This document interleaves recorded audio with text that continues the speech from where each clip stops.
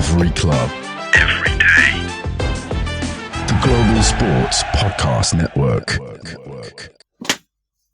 Hello, welcome to another episode of Daily GSPN West Ham. Now, this is a bit of a rare occasion for you guys because all three of us are here. Elkins brothers, how are you both doing? Brilliantly, mate. How are you? I'm fantastic as long as you guys are. I think we're all quite cheerful, aren't we? I think a little bit, or optimistically a bit happier after this weekend. But yeah, Jacob, how are you yourself? Yeah, I'm good, mate. I think I'm glad we got something out of that game. So yeah, I haven't got many complaints. Yeah, I think you're spot on there with it. It's one of those where we look and I mean the stats should probably say maybe. I know we'll go into them a bit later on, but the stats might say maybe we should have probably won actually, based on the chances we've had. And I think we're fortunate enough that we actually played really well considering in a very tough bit of a window of fixtures. With as I said to Craig on Thursday that it was our third game in 10 days. And realistically, not that many training sessions under Potter. So it's one of those with not a lot of time, and getting a good result like that away for me is something that we can celebrate in. So not quite a win, but enough we can still celebrate, I think. Yeah, I completely agree. I think if you look at the performance on the outside, you could say it's like relatively disappointing because a draw with our position in the league doesn't really help us massively. But the way that the game played out was so different to how it has done in the past. Like, we didn't start amazingly and we conceded early, but we weren't completely abysmal. We just, were kind of average. And then as the game progressed, we grew into it so much, which I think is previously under Lopetegui, it was more, we were absolutely terrible in the first half, probably the first 60 minutes. We make some changes and then somehow managed to salvage something through the quality that we have in the squad. But when we played Villa in this game, it seemed a lot more even from the beginning, and then we kind of started to take a hold. And I think that that's such a good sign going forward. It shows that hopefully there's been a mentality shift, or there's been some coaching points or something that Graham Potter has done that has enabled us to start more competitively, I guess is the word I'm looking for. We are able to compete relatively early on, and we didn't get dominated, which, yeah, we've just started so many games really poor and been dominated for quite a lot of the first half of games. Yeah, I think it's entirely valid with what you say there, because realistically, I mean, let's not beat around the bush. We did concede in the first, half an hour, which isn't quite Lopetegui bad, shall we say.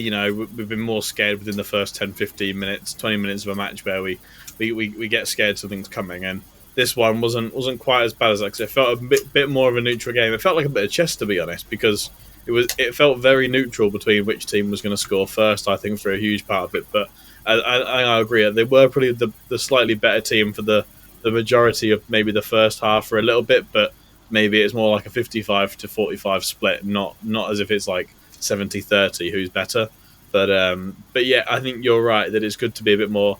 They look a lot more refreshed. I think everyone seems to be understanding what's going on with Potter's takeover of the game really for us. So for me, I think it was nice not to see us concede so early. Yeah, I think I think to put in the performance we did with the current thin squad that we've got, I think they were all very good. I think if we're talking about specific output performances, I would say Paquette has probably had his best game of the season so far. He was unbelievable. He put in so much work. He had a couple of chances which he probably should have taken as well, but yeah, overall he was brilliant. I think all over the park we saw players come on and make an impact as well. With Skals, he made a couple of big tackles. Wan-Bissaka played out of his skin for the whole game, and I just think that stands us in good stead for when those really important players come back. That can only be a good thing, just to add to the quality that we've got there already. And we know what Bowen can do, we know what Somerville can do. So just to add on to that, I think we're definitely going to start picking up some more points. Yeah, I completely agree. I think One thing that's really frustrated me is like listening to the commentary and some of the talk about West Ham. It's so, yeah, it's frustrating that no one's actually talking about the injury issues that we've had. Like, under a new manager, we have one striker in Danny Ings who isn't really fit enough to be able to play a full 90 and be as effective as he can. Obviously, we've got no Bowen, who is, you know, has been our talisman for so many years. So, like, for me, it's really frustrating that people would keep saying that West Ham are poor without acknowledging the fact that we do have significant injuries. You know, I think that's something that does have to be factored in. And when you are trying to evaluate Potter's early tenure as West Ham manager, you need to realise that he has such limited options when it comes to who to have as the focal point of the team. And the fact that Paqueta has played as well as he has is a testament to both Potter and Paqueta, because Potter has trusted Paqueta to be, you know, at times the most, like, the furthest player forwards, and he's done really well. And like Jacob said, that's probably the best game we've seen him have this season, which is an absolute testament to him as a player and his ability to kind of block out the noise of people not really rating his performances and all of the stuff off the pitch. It's a testament to him, and it's also a testament to Potter, because he's come in, he's identified a kind of makeshift solution to the problem we have. And we probably should have beaten Aston Villa, if we're being honest. Like, we were better than them for a large part of the game, like most of the second half, I'd say. Like, they had some okay chances, but we made all the big chances. And I think that's something that Graham Potter should get a lot of credit for. So when you actually do look at the game, it's frustrating that we didn't win, but so much better than we have been. And I think it's really positive going forwards. Yeah, I do agree with you. I think it's very annoying that we've not won it based on I think the second half, our second half performance, where I think we played better, was better than their performance in the first half when they were better. If you're kind of breaking it down into it is a game of two halves with it. I mean, I thought for the end of the first half it turned into a Royal Rumble between all the players, to be honest. It was quite funny seeing who's getting yellow cards. It'd be great if you had a yellow card bet on for the weekend. But yeah, it was a bit interesting. I agree with the lineup and how it's all starting to shape up. I think my kind of two sort of prophecies, I guess, looking down the line with how this season is going to go. If Potter can continue to get this level of performance out of Paqueta, I think we can see ourselves shifting up the table a lot more than we are at the moment. I think I got asked by Craig in the week where I expect us to finish, and I said 10th is kind of, for me, the kind of just right level of, if we can get to 10th, that'd be okay. But I think we could easily go higher than that. It's just more based on what everyone else does, and if we can continue to have good games like we have this week with a few more players back. Because my other one is, I think if we had Bowen this week, I've seen he's in training, which was really good news this week, and probably a nice, really reassuring bonus for some of the other players around that, obviously for all the training this week. But seeing Bowen, if he was able to get any minutes at all, if he was fit, if he was able to play, we would have won. I controversially think. I think it would have been quite a decision. I think it's easy to forget as well. We were basically playing a near enough full strength Aston Villa as well. So I can't really think of anyone who they were missing. Maybe Onana. I don't think he played, but I can't remember if he's suspended or injured or whatever. But you know, we were far from having our best 11 out on the pitch. You know, we've got one fit and available centre back. Yeah, we have one centre back. And a 34-year-old who has not started a single game. You know, two fullbacks playing as wide centre backs and not a striker. So I think we just have to. I think our expectations were so low for what we could get out of that particular game. I think we've just got to be delighted with the way they went about their business, to be honest. And yeah, it just gives us a lot of hope for when those key players return, and hopefully we can add to the quality. I know we're leaving it a bit late at this point, but they've got to do something, surely. Yeah, you're spot on with it. Really, I think I think we're at the point now where it's not quite like we're down and out where we are in the table. I do think there is a bit of time still. Obviously, I know we've got another half the season to go, but everyone else is going to be also fixing up what's wrong with their own games. So I know we'll talk about that later on as well in terms of what we're looking for really from the end of this window as we get close to the 31st. What we can expect to hopefully see across the board. and equally as well what we can go into moving forward. But before we go into that stuff, it's time for a brief word from one of our sponsors. Here at the Global Sports Podcast Network, we've spent a lot of time selecting our delivery platform. Zencastr came out the clear winner. With 4K video recording from your phone and AI editing that automatically removes all those ums and ahs, it's super easy to start a podcast that sounds great and is delivered efficiently. If you're ready to tell your story, check out the link in the show description to learn more about Zencastr. Right then, so, I mean, a bit of an interesting one to unpack. I know Jacob touched on it earlier, but one thing particularly that I was really impressed is over the last very minimal time we've seen from Potter's influence at the club was the fact that we're finally getting a bit of youth development. For me, that is a massive win because we've not seen Lopetegui really do it, even purchasing young players, and equally as well, we don't really see much from Moyes in that department either. So for me, the development with Olu Skals has been something that I've quite enjoyed to see, and I don't even think it's one that's just been giving a chance. He's looked incredible so far from the time that he has played. I think it's been one of those where it's refreshing to see a bit of youth into the squad with that passion, and he hasn't really looked that far off the mark we'd expect from a player that would fit in the first team, to be honest. I think he's really starting to show that maturity of such a young player. Yeah, I would completely echo that sentiment, to be honest. I think he is definitely a Premier League level player. I think when he's come on, against Wolves, he came on and was up against Adama Traore, and I don't think Adama Traore actually beat him once, which is kind of insane to think. A young guy that's not really had that much first team football experience has come in and done an absolute job for us. In this game, he came on and he was instantly making impacts. I think his awareness and his ability to make the right decision under pressure, I think, was so impressive.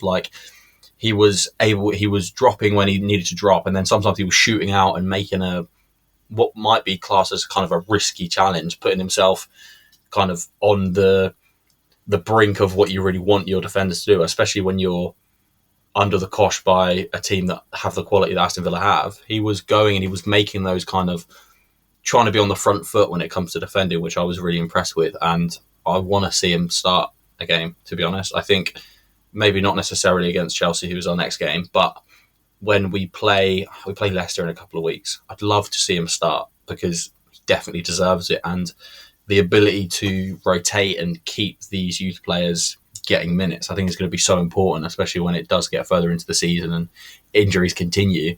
We want to be able to progress these guys into regular first team players. And I can so easily see Olu Skals taking over from Emerson in a year or two because I really rate him so highly. And I will be very excited to start to hear other fans talk about him, because I would be surprised if Aston Villa fans weren't very impressed with him. And I'd also say the same about Fulham when we played them. He looks really good in both games. So I think he's only going to start making a name for himself and hopefully start to really fight for a first team position, to be honest. Yeah, I think I kind of just hope it doesn't end up as one of those situations where, as you said, that position, that fullback position is an aging position for us. With Sofal and Emerson probably not got many years left as top performers. Sofal definitely, I think he's getting towards the end of his Premier League career. And I just hope that they don't just go out and look to sign somebody else for big money when we could quite easily have that player on our hands already. We've seen it with the likes of Ben Johnson. I'm not going to try and pretend that Ben Johnson is, the second coming of like a Cafu or anything like that, but he never played badly for us, and he was a homegrown player, and the fans loved him, and it kind of felt weird letting him go to a lower stature team, coming through and playing quite a lot of games, and then just sort of moving him on, not really having obviously with Wan-Bissaka is a great replacement, but still, now we've got Sofal in reserve when I think we could quite easily have a younger player fighting for his place there. And I think that's what we'll get with the likes of Skals and Casey and Orford, they're all talented players, so they've got to be given the opportunity. And that seems to already have started to come through under Potter. Yeah, I completely agree. Sorry, I have to say it. I think that Olu Skals is. It's not just that he's a youth player. I just genuinely think that he is a really good player right now. Yeah. Obviously, we want to develop the youth guys, and I'm such an advocate for getting the minutes. For me, it's genuinely like we need to start having a conversation about can we actually integrate him into part of the actual starting 11, because I think he's really good. I genuinely do. I think defensively he has certain attributes I think that Emerson doesn't have. Obviously going forwards, Emerson is much better, and I'd say overall Emerson is a much better player, but I think he has the attributes to become such a good player. And that's the thing, that when you do have a player like that, it's so easy to think, oh, well, he's not as good as Emerson, so, we'll let him go for a little money and we'll sign someone else who's better than Skals is. But for the profile that he has as a footballer, I think it's really promising. And I think we definitely need to hold on to him. 100%. I think the bit that probably we're all looking a bit problematic with the minutes is that we've only got the Prem at the moment. I think before we looked at whether or not it was the right time to get rid of Lopetegui, when should we do it, wait till Christmas. The only bit I can kind of look back and think maybe if we've done it a bit sooner, maybe that result we had against Villa the first time round might have gone the other way, and then we would have had more opportunities to play more young players, because that's the only thing that will stop us, is having a fully fit team and not having enough fixtures to play everyone. But I think if we look, at the moment there is more than enough opportunity and scope for the players to hopefully get a few minutes in where they deserve it. And it's good to see as well that they're not going to get discounted just because of really their age and ability, because it's one of the first things that is the relationship with the players and the youth development are one of the top two pillars really that he's looking at with getting settled in. So that for me was a nice reassuring matter. Now, we've said about Paquetá already, and obviously as well about some of the other players, but there's probably a bit of an underrated one that's gone under the radar for me at the moment that we've not spoke about. I thought Wan-Bissaka obviously did have a bit of a masterclass in this game. He looked once again tip-top, but for me, Max Kilman looked absolutely unreal.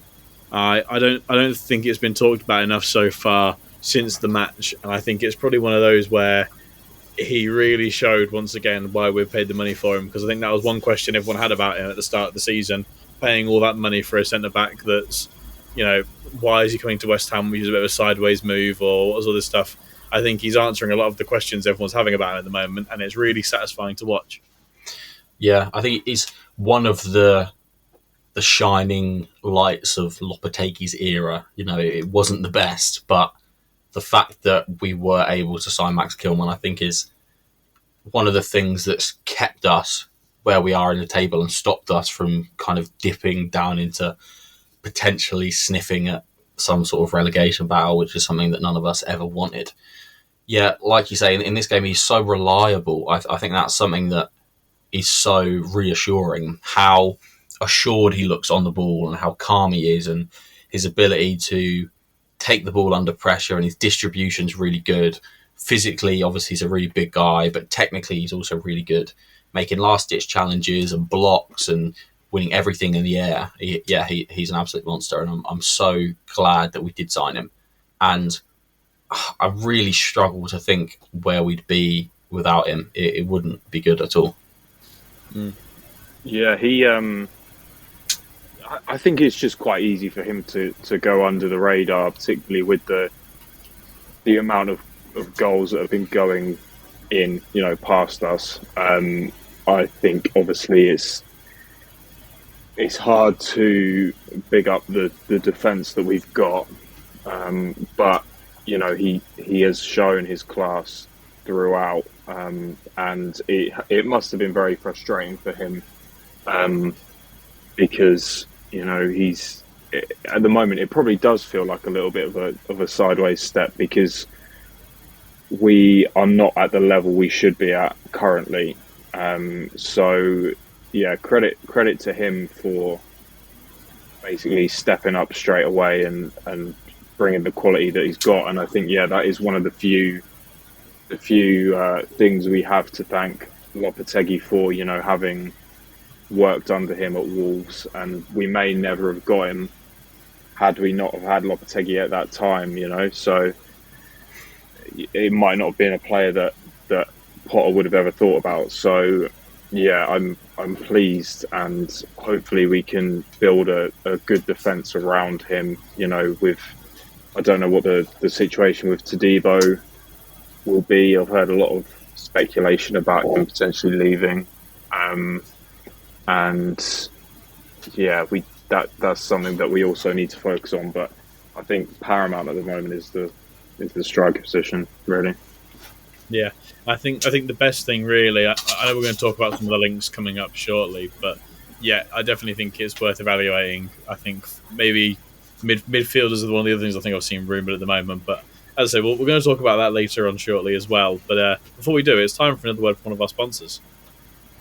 This podcast is part of the Global Sports Podcast Network, the only network bringing you exclusive daily news and views on your Premier League team, the Premier League, women's football and fantasy football. A unique listening experience that puts fans first, bringing you the very latest breaking news from your team. Subscribe wherever you get your podcasts and make us your first listen every day. Global Sports Podcast Network. Every club, every day. Now, as I hinted before, there's one question that I've got at the moment about our transfers. I think it's obvious, we've said anyway, striker-wise, that's probably one of the bigger questions, and I want to hear your thoughts on who. But my first question to both of you, midfielder at the moment is something that's been on the shopping list, I think, and with Potter's eyes at the moment, there's something that we're looking at just to have that extra support. I personally think we're better off spending more money on a striker, or at least maybe some young development, but I can understand maybe why he's looking. And Souček, I think, has been class. I think Guido Rodriguez hasn't probably been the mark we're looking for, but we've got loads of links coming around at the moment. I've seen a player that we're linked to, but why aren't we bringing back Ward-Prowse? That is exactly what I was going to say. I didn't know you were going to say that. So,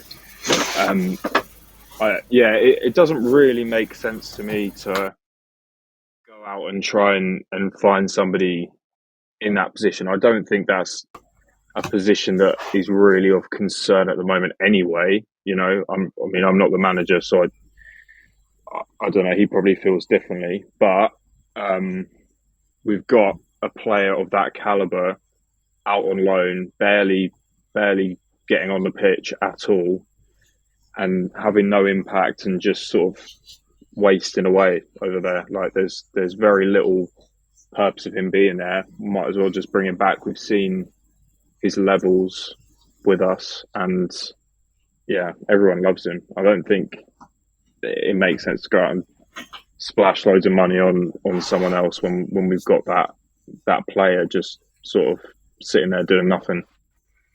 Yeah, definitely. I think, when you look at the amount of money that we spent in the summer, I don't think we're in a position to splash any large amount of cash, really. I think we've got like one good investment in us in this transfer window. And I think that will be a striker. So when you're looking at the squad and you're looking at ways we can strengthen it, I don't see any reason as to why we wouldn't bring him back, because it's only giving us more depth, and if he's not playing at Forest, then he might as well not play at West Ham, because not play here. Yeah. Well, if you look at the midfield options, I know that Edson Alvarez can play at centre back. So if we are in a position where we do need him to fill in at centre back, we've then got James Ward-Prowse who can come in the midfield. So it's not necessarily the most ideal situation, but there are ways we can kind of rejig the squad that means we have more quality players starting, and we're not relying on too many players filling in positions where they really shouldn't be. Like we shouldn't be playing any game with two fullbacks at wide centre backs. Like we really shouldn't be doing that, especially when they're of the age that they are, both of them. So having the ability to bring the players in, it's the same with the youth. Like we need to use as much youth as possible, and we need to make good use of all the players that we do have at the club. And James Ward-Prowse is someone who's still contracted to West Ham, so I don't see why we wouldn't bring him back.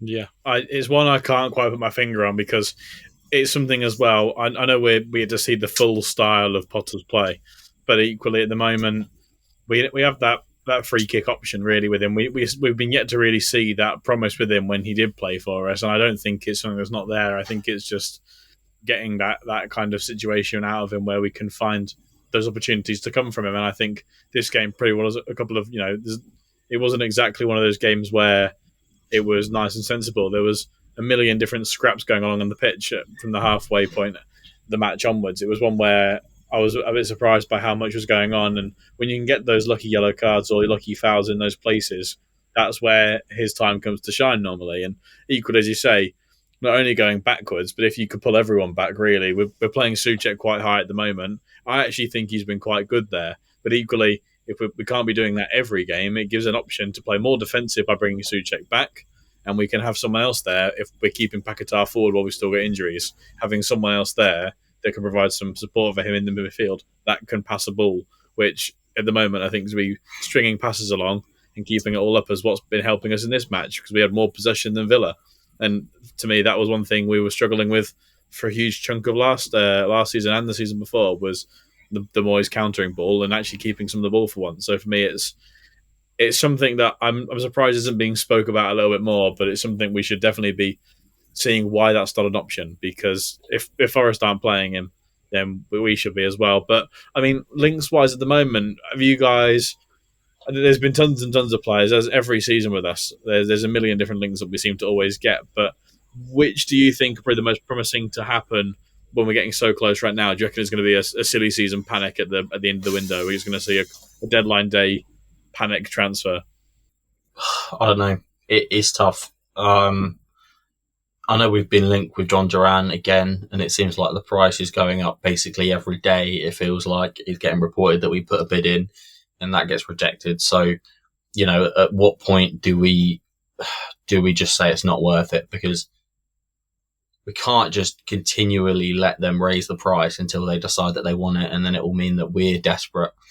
I'd much rather us just go for someone we know we can get and do it early before we're in a position where we don't have the power in the situation.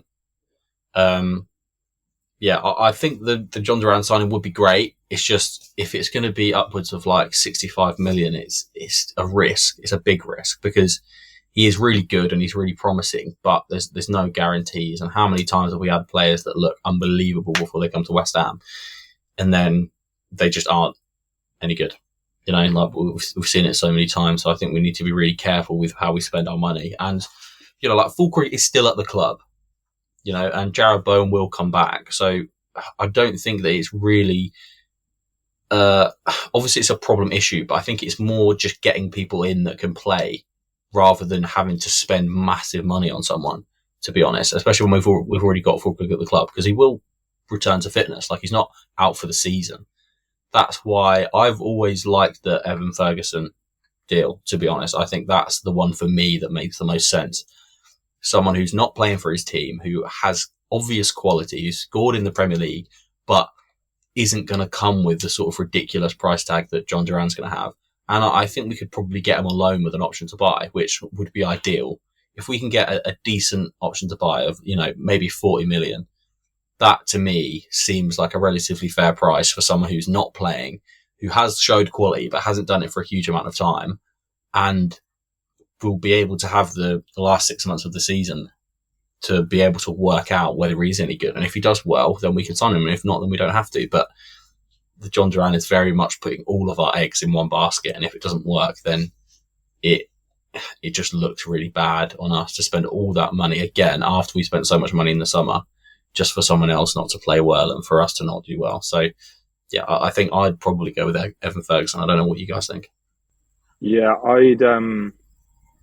I'd say, if the money is, going to be ridiculous for somebody, and we haven't got that money to spend, then I don't think we should. I think it's difficult. If they're going to leave it too late, that might be what ends up happening, where they feel obliged to spend loads of money just to keep everyone happy. But I think they should really be looking for somebody who has proven themselves in the league, and even if that's just a loan till the end of the season, Yeah, just someone with some experience. And I know obviously Ferguson doesn't have loads of experience, but we have seen what he can do. And I think he would be an exciting player for us to bring in and maybe get a clause in there for a future fee if it works out. And I think that would be the best way to go. It means we haven't got to commit to another striker and, potentially be disappointed. But yeah, I mean, they're leaving it a little bit late, and I'm sure they're working hard to get something over the line. But I think we're all just praying that it's going to be somebody that can make that immediate impact when we really need it. Yeah, Jacob, I know you're a fan of a certain Championship striker that plays for Middlesbrough, if I'm right. I know you've spoken about him before. Yeah, I mean, I haven't heard a lot more about him since we were initially linked, but that was Latte Lat of Middlesbrough, who I don't have the stats off the top of my head, but I think he's got about 12 or 13 goals. Ivorian striker, 26. Just, scoring for fun for Middlesbrough. And we've seen sort of the quality that some of the Middlesbrough players have been showing this season, especially. And, moving on to bigger and better things, the likes of Morgan Rogers is an example of that at Villa, who, had our recruitment guys been sort of privy to his ability, he could be playing for us quite easily. He didn't go for a huge amount of money, and I think everyone's probably kicking themselves, the Arsenals and the Chelseas, saying, "Oh, why didn't we pick him up?" But yeah, that's an option. I don't think we'll go for him, but that would kind of please me if we had someone like that, big and strong, sort of a workhorse that will just knows how to put the ball in the net, really. Yeah, it's one of the things we don't really consider. We've not really considered too much of the Championship as of recently, and we're looking at work with Bowen. So there's a lot of examples we've got at the moment where we don't consider it enough. I don't think, because I think a lot of us can say from witnessing games that sometimes we do think it's a bit more of a tougher league where players have to do enough to shine and get that chance to move away, because they, that's how they get their move away, is by looking that good. So when players like that do stick out, we should be looking at them with a bit more of a magnifying glass and seeing whether it's worth actually doing it. Because also, because well, financially wise, it's a bit cheaper than looking in some of the other bigger leagues as well at the moment, when we need to be keeping our eyes on the purse a little bit. But the only other two players that I've seen, I think, that have had reasonable interest in the last couple of days, one of them, Andre Silva from the Bundesliga, that one on loan. I think that's one of those ones where it would be I'm glad it's a loan deal, because I could equally see that not having much. I can see him doing really well, and I think you can see it with every player, but you can also see him having a really stinky time as well, and it's the next striker down the line that we can't ever get right playing properly for us at all. The other one, it's going to hurt me saying it out of my mouth, because I don't think it sounds right me even thinking about it. But with the context that we're not the only bigger team in the league that are down the bottom at the moment, and we've seen with the likes of Lingard and Wan-Bissaka, would we discount a loan move for Rashford? Because I've seen that's the only other big thing at the moment that's been lurking for us, where I can see it being another one where you can see it being a flop or not. But with the way that it's been happening with a couple of the United players around, I could see that one. If it was a loan and not much money, it gives us an option in a lot of different positions. We can play him out on the left and get someone up top. We can play Kudus back on the right where he enjoys it. Paquetá in the deep bit. Happy days. That's how I can. It looks like a really sweaty FIFA team in my eyes, but equally, I could see it not being very well. But I thought I'd see what your guys' take on that was. I actually like it as an option, to be honest. I think there is a good player in there. Man United is just such a difficult place to succeed. The pressure is next level, and you see so many amazing players go to Man United and just not do well. Obviously, Wan-Bissaka is the best option that we can look at right now.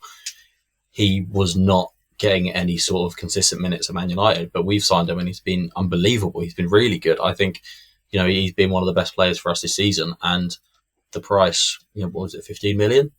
which is not a lot really for such a high level player as like he is. I think it's tough. If Rashford did come to West Ham, I don't think he would ever go back to Man United. It's kind of similar to the Jesse Lingard thing. Like, Jesse Lingard did really well at West Ham, but I don't think there was ever going to be a world where he went back to Man United after he left. I think it's kind of weird to play for a different team in the Premier League when you're a Man United player, if that makes sense. I just can't really see him going to any other team in the league at all, to be honest. I probably see him going to someone like Borussia Dortmund or maybe Barcelona. But yeah, if we were able to get him, I think he'd do really well. I think he'd be brilliant. I don't really know, to be honest. I don't think any of us can really sort of imagine it actually happening. It just seems like I think his wages would just be ridiculous, and I think it's a little bit too much of a risk for someone that's barely played, with the price tag and the sort of I don't know really, the sort of image he has around him, you know, being a lifelong Man United player. And yeah, I don't think it's what we need. You know, he's not an out and out number 9, and yeah, I don't know. I can't see it happening. If it happens, we'll see. Can't really complain, you know. But I think it's unlikely. Would you not say that it's better than nothing? Like, imagine it's Rashford or not signing anyone. Do you know what I mean? Yeah, I mean, I get what you're saying, but at the same time, I think I'm kind of surprised we let like Maxwell Cornet go. I'm not trying to say that Maxwell Cornet has the same ability as Marcus Rashford, because he probably doesn't. But it seems odd that we're letting him go when, you know, obviously he's had opportunities for us, but now seems like the time where you have to sort of utilise all the players you've got. I mean, I'm sure he wasn't particularly happy with his situation at the club, and maybe he was pushing for the move away. But, you know, I could see it going down that same sort of path, like where we bring someone like Rashford in and he just doesn't get on well here, you know. And we didn't sign a striker, and we signed a sort of left winger / striker, and we're no real better off because we've got Kudus or Somerville that can play in that position and play better than him in that position. So I see what you mean about, you know, it's better than no one, but I think we need to sort of focus our energy more on somebody who's going to have a massive impact for us. Solid. Yeah, I have no faults on that. I think that's Sweet. That was a very good question that you'd raised, Tom, and Jacob just answered. I have no rebuttal to that at all. Actually, I'm silent for once. It's a rare occasion. Okay, sweet. So I think we'll wrap it up there. We've been rambling for about 40 minutes or so. So thank you all very much for listening or watching to this episode of the Daily GSPN West Ham podcast. Say goodbye, love. Take care, everyone. Bye, guys. Please rate our podcast 5 stars, and check out all the social media that's linked in the description. There's also all the other GSPN network podcasts to check out. Fantasy football, women's football, wrap-ups in multiple languages, and all the other Premier League team daily podcasts as well. Thanks for listening, and we'll speak to you soon. Every club, every day. The Global Sports Podcast Network.